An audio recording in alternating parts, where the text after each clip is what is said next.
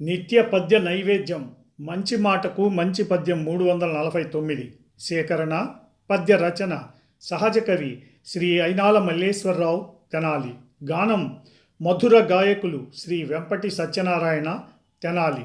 మంచి మాట సత్యాన్వేషణ కోసం చేసే శ్రమ ఎన్నడూ వృధా కాదు. అరయ సత్యమన్వేషణ కొరకు జేయు ఎట్టి శ్రమ వృధా కాబోదు ఎన్నటికిని. అనుభవాత్మక సత్యంబు అనుచుదలచి మనసు దీరగ వినుమయ్య మల్లి మాట. మనసు దీరగ వినుమయ్య మల్లి మాట.